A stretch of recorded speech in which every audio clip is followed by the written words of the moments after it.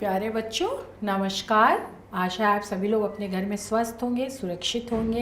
इससे पहले की कक्षा में बेटा मैंने हिंदी विषय में अनिवार्य संस्कृत जो उसका खंड है उसमें आपको शब्द रूप, सर्वनाम, धातु रूप आदि पढ़ाए थे।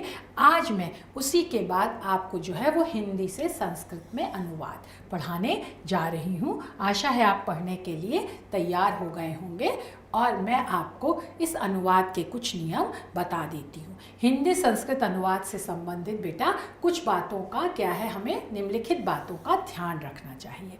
सर्वप्रथम हमें कर्ता के, स्वतंत्र कर्ता जो कार्य करने में स्वतंत्र है वही क्या कहलाता है, कर्ता कारक कहलाता है। प्रथमा विभक्ति होता है और उसके लिंग का बेटा और वचन का और पुरुष का, जैसा कि हमने बताया संस्कृत में 3 लिंग है ना, पुल्लिंग, स्त्रीलिंग और नपुंसकलिंग। तो कर्ता का लिंग क्या है, वचन क्या है, वचन भी 3 है, एक वचन, द्विवचन, बहुवचन, और पुरुष भी 3 है बेटा, प्रथम पुरुष, मध्यम पुरुष और उत्तम पुरुष। तो वो कर्ता इन तीनों में से किससे संबंधित है उसकी हमें जानकारी होनी चाहिए। लिंग ये हमने बता दिए, पुल्लिंग जिससे पुरुष होने का पता चलता है, जैसे हरि, भानु, बालक और सह, है ना। सर्वनाम में क्या है, सर्वनाम में सह, है ना। फिर स्त्रीलिंग में क्या है, जिससे स्त्री होने का पता लगता है, जैसे नदी, मति, धेनु आदि आदि। और सा, है ना, ये क्या है, ये सर्वनाम रूप है स्त्रीलिंग के, ये सा। और फिर नपुंसकलिंग जिससे क्या बेजानदार निर्जीव वस्तु की जानकारी होती है। नपुंसकलिंग जैसे मनस, मन, जगत क्या है बेटा, संसार, जल आदि, वारी, जल, फल, है ना, ये सब जो है ये नपुंसकलिंग के अंतर्गत आते हैं। और वचन भी 3 प्रकार के होते हैं संस्कृत में। एक वचन जिससे किसी एक वस्तु या व्यक्ति का, एक व्यक्ति, वस्तु, स्थान, जैसे फल, राम, है ना, बालक, एक वचन। फिर क्या है बेटा, द्विवचन है ना। तो द्विवचन जिससे 2 वस्तुओं या व्यक्तियों का बोध होता है, जैसे 2 पुस्तकें, 2 अश्व, वह दोनों, सह मतलब वह एक, तौ मतलब वह दोनों, है ना। तो बहुवचन जिससे 2 या 2 से अधिक वस्तुओं का बोध होता है, जैसे लड़के, सहताओ, ते, वे सब, पुस्तकें, है ना। तो जो 2 से ज़्यादा जितनी भी चीज़ें हैं वो सब बहुवचन के अंतर्गत आ जाती हैं। और फिर संस्कृत में 3 पुरुष होते हैं। प्रथम पुरुष जिसके संबंध में बात की जाती है ना, तो सह, तौ, ते, वह, वे दोनों और वे सब, ये याद रखिएगा। प्रथम पुरुष सह, तौ, ते, वह दोनों या वह सब, है ना। फिर इसके बाद आता है बेटा मध्यम पुरुष, है ना। मध्यम पुरुष में क्या होता है बेटा, जिससे बात की जाती है, जिससे हम सामने सामने बात कर रहे हैं।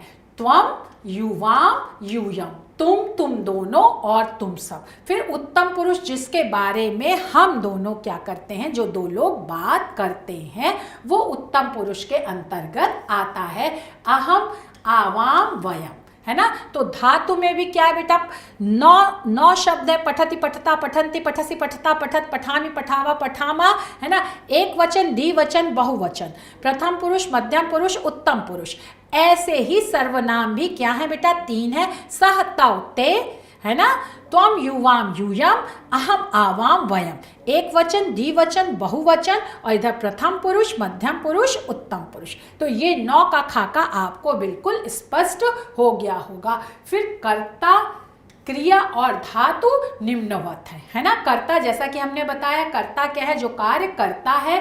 क्रिया के करने वाले को कर्ता कहते हैं, जैसे मोहना खादति, कौन खाता है, आप प्रश्न करके भी कर्ता का पता लगा सकते हैं। स्वतंत्र कर्ता जो इसका सूत्र है ना, कौन खाता है, मोहन खाता है। तो मोहन क्या हो गया, इसमें कर्ता हो गया। फिर क्रिया क्या करता है, प्रश्न करके भी आप कर सकते हैं, है ना।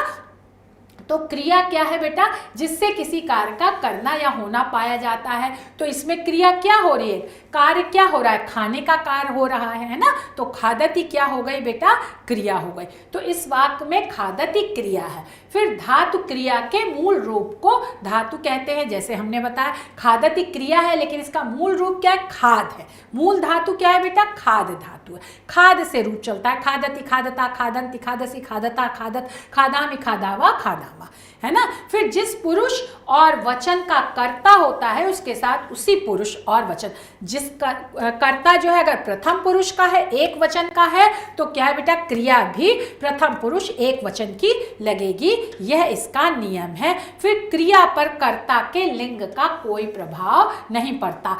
चाहे बेटा क्रिया पर कर्ता के लिंग का, कर्ता चाहे स्त्रीलिंग हो, पुल्लिंग हो, नपुंसकलिंग हो, क्रिया का उसके ऊपर कोई प्रभाव नहीं पड़ेगा। चाहे सह आए चाहे सा आए, समझ में। लेकिन इसमें प्रथम पुरुष एक वचन की ही क्रिया का प्रयोग होगा। ये बात आप अच्छी तरह से समझ लीजिए कि क्रिया पर कर्ता के लिंग का कोई प्रभाव नहीं पड़ता है।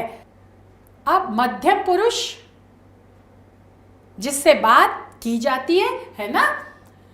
अब ये आ गया बेटा, इसमें क्या है, संस्कृत में विशेषण शब्दों पर विशेष के लिंग का प्रभाव पड़ता है। विशेषण शब्दों पर क्या है, अर्थात विशेष जिस लिंग और वचन का होगा उसके साथ उसी लिंग और वचन का प्रयोग होगा। जैसे बालक पुल्लिंग है तो ये भी पुल्लिंग का ही क्या है बेटा, प्रयोग किया जाएगा इसमें, है ना। विशेष जिस लिंग का, विशेष बालक है तो विशेषण भी उसी लिंग और वचन का प्रयोग होगा। बालिका स्त्रीलिंग है ना, ये विशेष है तो विशेषण भी उसी क्या होगा बेटा, लिंग और वचन का प्रयोग होगा। चित्र क्या है बेटा, वो पुल्लिंग है विशेष, तो इसमें विशेषण भी उसी लिंग और वचन का प्रयोग होगा। और फिर संस्कृत में अनुवाद करते समय हमें सर्वप्रथम कर्ता पर ध्यान देना चाहिए कि कर्ता किस वचन तथा पुरुष में है। मध्यम और उत्तम पुरुष के कर्ता में, है ना, कोई परिवर्तन नहीं होता, वो निश्चित होता है। और बाकी सभी कर्ता प्रथम पुरुष के अंतर्गत आते हैं। निम्नलिखित तालिका से ये बात स्पष्ट हो जाएगी बेटा। प्रथम पुरुष सह है, कर्ता है, वह दोनों वह सब। अब इसके साथ जो हमने बताया क्या है, पठती लगेगा। वह पढ़ता है तो पढ़ता है क्या है बेटा, वर्तमान काल का है, वर्तमान काल की क्रिया है तो लट लकार लगेगा। सह जो है वो प्रथम पुरुष एक वचन है और पठती भी लट लकार का प्रथम पुरुष एक वचन है तो ये पठती लग जाएगा। फिर क्या है बेटा, प्रथम पुरुष का द्विवचन, प्रथम पुरुष का द्विवचन क्या है बेटा, कर्ता तौ है तो इसमें लट लकार का क्या होगा बेटा, प्रथम पुरुष द्विवचन पठता है, ये लग जाएगा। फिर बहुवचन क्या है बेटा, ते है, प्रथम पुरुष का बहुवचन ते है तो प्रथम पुरुष का पठ धातु का लट लकार में वर्तमान काल में बहुवचन क्या है बेटा, पठंती है। तो प्रथम पुरुष एक वचन, द्विवचन, बहुवचन, है ना, सह तौ ते, और प्रथम पुरुष एक वचन, द्विवचन, बहुवचन, पठती पठता पठंती। क्योंकि यहाँ पर पढ़ता है तो वर्तमान काल का लट लकार का प्रयोग हुआ। इस और पढ़ता के लिए पठ धातु का आता है, पठ धातु का लट लकार में वर्तमान काल में पठती पठता पठंती रूप चलता है। अब इसी तरह बेटा मध्यम पुरुष क्या है, त्वम, युवाम, यूयम, तुम दोनों, तुम सब। तो वर्तमान काल का लट लकार में जो मध्यम पुरुष का पठ धातु का रूप क्या है, पठसी एक वचन में, द्विवचन में पठता और बहुवचन में पठत। फिर उत्तम पुरुष क्या है बेटा, अहम, मैं या हम, आवाम, हम दोनों, और वयम, हम सब। तो यहाँ पर क्या चलेगा बेटा, लट लकार का वर्तमान काल जो लट लकार है उसका पठ धातु का उत्तम पुरुष में रूप जो है वो एक वचन में पठामी, द्विवचन में पठावह और बहुवचन में पठामा है। तो अहम के साथ पठामी एक वचन, द्विवचन आवाम के साथ पठावह, बहुवचन वयम के साथ पठामह। तो पठ धातु है और क्या है बेटा, कर्ता पुरुष में सह तौ ते, त्वम, युवाम, यूयम, अहम, आवाम, वयम। उसी हिसाब से वो 9 शब्द हैं, उसी हिसाब से ये 9 शब्द हैं। सह तौ ते, त्वम, युवाम, यूयम, अहम, आवाम, वयम, पठति पठता पठंती, पठसी पठता पठत, पठामी पठावा पठामा। आशा है ये बात बच्चों आपको समझ में आ गई होगी अच्छे से, है ना। अब आ जाइए, यदि कर्ता प्रथम पुरुष का होगा तो क्रिया भी क्या है बेटा, प्रथम पुरुष की होगी। यही जो बात अभी हमने आपको बताया। और कर्ता जिस वचन का होगा क्रिया भी उसी वचन की होगी। प्रथम पुरुष तो क्रिया भी प्रथम पुरुष। कर्ता एक वचन तो क्रिया भी एक वचन, है ना। इनमें परिवर्तन नहीं होना चाहिए।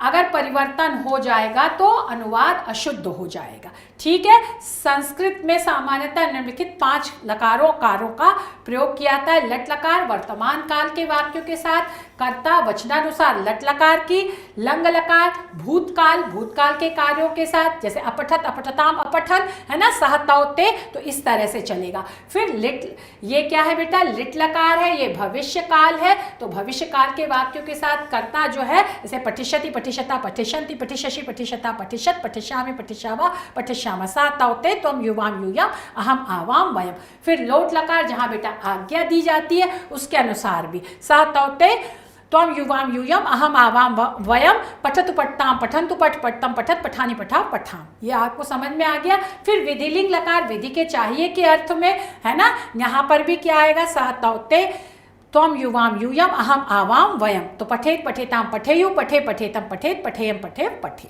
तो ये आराम से आप इस तरह समझ लीजिए कि जैसा कर्ता होगा वचन और पुरुष और लिंग, वैसा ही क्या होगा बेटा, ये आपकी क्रिया भी होगी। अब कर्ता एवं क्रिया की बेटा उपरोक्त तालिकाओं के आधार पर खाद जो क्रिया को प्रयुक्त करके तीनों पुरुषों और वचनों का अनुवाद विवरण इस प्रकार है। खाद धातु खाना, है ना, क्या है, मूल धातु खाद है, क्रिया लट लकार वर्तमान काल वह खाता है ना। अब प्रथम पुरुष क्या आएगा बेटा, कर्ता क्या है, वह है, सा है, और खाता है, ये क्या है, लट लकार में आता है, और वह प्रथम पुरुष एक वचन है लट लकार का, तो क्रिया भी प्रथम पुरुष एक वचन की लट लकार की आएगी, तो इसलिए खादति। ये बात आपको समझ में आ गई। फिर बेटा द्विवचन आ गया, वे दोनों खाते हैं, तौ, वे दोनों के लिए क्या होगा, सर्वनाम शब्द तौ है, तो ये क्या है बेटा, प्रथम पुरुष का द्विवचन है और लट लकार है, तो खादति के बाद क्या आता है, खादतः। द्विवचन का रूप जो है खाद धातु का लट लकार में खादता है, तो ये प्रयोग किया। फिर वे सब खाते हैं, वे सब के लिए संस्कृत में सर्वनाम क्या है, जो ते है, और ये प्रथम पुरुष बहुवचन है, तो यहाँ क्रिया भी प्रथम पुरुष बहुवचन की लगेगी, और क्या है बेटा, लट लकार की लगेगी, क्योंकि वर्तमान काल में चल रहा है, तो ते खादन्ति। अब हम आते हैं मध्यम पुरुष में। मध्यम पुरुष में जो है वो क्या आता है, त्वं युवां यूयम्, तुम दोनों, तुम सब, है ना, और वर्तमान काल है तो लट लकार चलेगा। ये बात अच्छे से समझ में आ गई होगी, है ना। और मध्यम पुरुष है तो मध्यम पुरुष का एक वचन द्विवचन और बहुवचन चलेगा, तो तुम के लिए क्या आता है, संस्कृत में त्वम आ गया, और मध्यम पुरुष एक वचन है तो खाद का लट लकार का मध्यम पुरुष एक वचन खादसी है, और फिर जो है युवाम तुम दोनों के लिए आ गया, इसका जो है खाद धातु का लट लकार में मध्यम पुरुष द्विवचन खादतः है। फिर तुम सब हो, तुम सब के लिए संस्कृत में यूयम है, तो यूयम मध्यम पुरुष बहुवचन है, तो खाद धातु का लट लकार में जो है वो मध्यम पुरुष का बहुवचन खादत है। ये बात समझ में आ गई। फिर उत्तम पुरुष है, उत्तम पुरुष में क्या है बेटा, अहम आवां वयम है, और खाद का लट लकार में उत्तम पुरुष एक वचन खादामि और द्विवचन खादावह और बहुवचन खादामह है ना। तो अब मैं के लिए क्या आ गया बेटा, अहम आ गया, खाता हूँ खादामि, वर्तमान काल है, लट लकार है, उत्तम पुरुष है, एक वचन है। हम दोनों खाते हैं, क्या है बेटा, हम दोनों के लिए आवाम आता है, ये उत्तम पुरुष द्विवचन है, तो उत्तम पुरुष द्विवचन का खाद धातु का वर्तमान लट लकार में खादावह होता है रूप, तो ये खादावह आ गया। अब हम सब खाते हैं, हम सब के लिए संस्कृत में उत्तम पुरुष बहुवचन है, उसके लिए क्या है, वयम आता है, और हम सब के साथ क्योंकि ये उत्तम पुरुष का बहुवचन है तो लट लकार में खाद धातु का उत्तम पुरुष का बहुवचन का रूप खादामह होता है, इसलिए यहाँ पर खादामह लिखा गया है। आशा है आपको ये बात अच्छी तरह से समझ में आ गई होगी। एक बार मैं फिर बता दे रही हूँ कि ये खाद धातु का खाद जो मूल है ना, धातु, उसका लट लकार का वर्तमान काल में प्रथम पुरुष, मध्यम पुरुष और उत्तम पुरुष में ये रूप चल रहा है एक वचन, द्विवचन और बहुवचन में, है ना। और सर्वनाम क्या है बेटा? सह तौ ते, त्वम युवाम यूयम, अहम आवाम वयम, और इसी के साथ ये 9 शब्द और फिर ये 9 शब्द, खादति, खादतः, खादन्ति, खादसी, खादथा, खादत, खादामि, खादावह और खादामह। तो ये वर्तमान काल हो गया।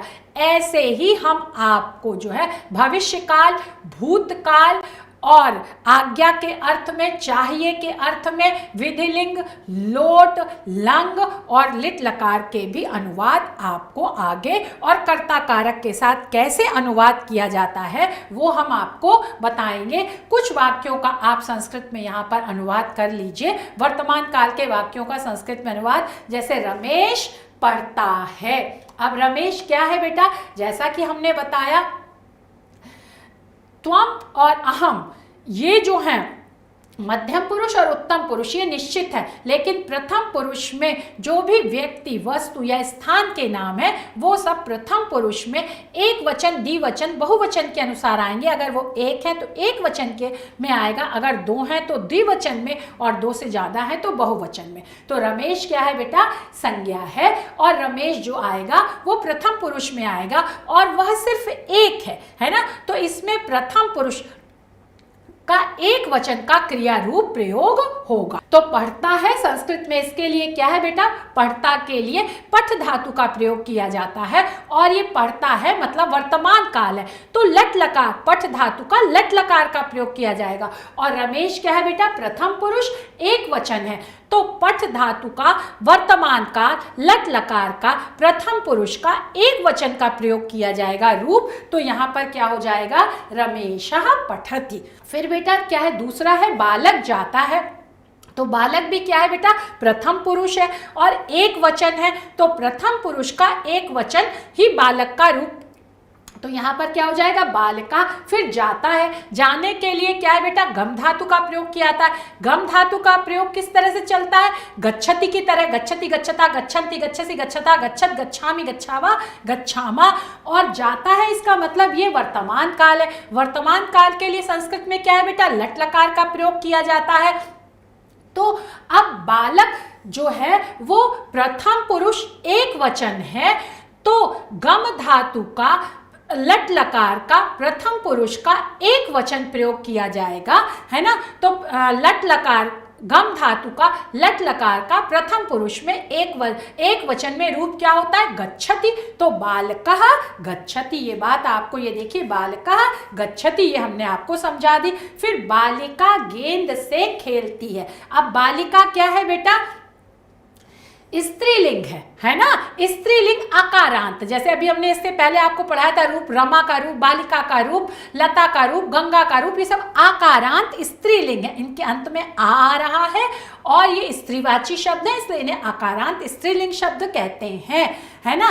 अब गेंद से, गेंद के द्वारा, गेंद का संस्कृत में क्या होता है?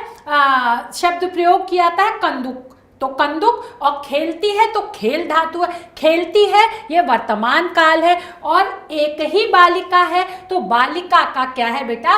प्रथमा विभक्ति का एक वचन का रूप आएगा। प्रथमा विभक्ति का बालिका का एक वचन का रूप क्या है? बालिका है। फिर गेंद से खेलती है, तो गेंद के द्वारा, और एक ही गेंद है तो तृतीया विभक्ति का एक वचन का रूप आएगा। तो जैसे आप क्या करते हो बालिकेन, वैसे क्या कर दोगे? कंदुकेन। तो यहाँ पर कंदुकेन हो गया है बेटा, क्योंकि तृतीया विभक्ति, कर्ता ने कर्म को करण से, जब हम किसी द्वारा उसका प्रयोग किया है तो किसका प्रयोग कर रही है? गेंद का प्रयोग कर रही है, और एक ही गेंद का प्रयोग कर रही है, तो कंदुकेन। और फिर क्या है बेटा? खेलती है तो वर्तमान काल है, वर्तमान काल के लिए लट लकार का प्रयोग किया जाएगा, क्रीड धातु का। और क्रीड धातु का किसका प्रयोग किया जाएगा बेटा? प्रथम पुरुष एक वचन का प्रयोग किया जाएगा, तो क्रीडति, ये क्रीडति आ गया। क्रीडति, क्रीडता, क्रीडंती। अगर एक बालिका है तो क्रीडति, 2 है तो क्रीडतः अगर बहुत सारे हैं तो क्रीडन्ति। ये बात आपको समझ में आ गई। और जैसा कि मैंने आपको बताया था, क्रिया के ऊपर कर्ता के लिंग का कोई प्रभाव नहीं पड़ता है, इसलिए चाहे बालक खेलता चाहे बालिका खेलती है ना, वहां पर वही आएगा क्रीडति, क्रीडतः, क्रीडन्ति। तो एक बालिका खेल रही है, गेंद के द्वारा खेल रही है, तो तृतीया विभक्ति हो गई। एक बालिका तो एक वचन, प्रथमा विभक्ति हो गई।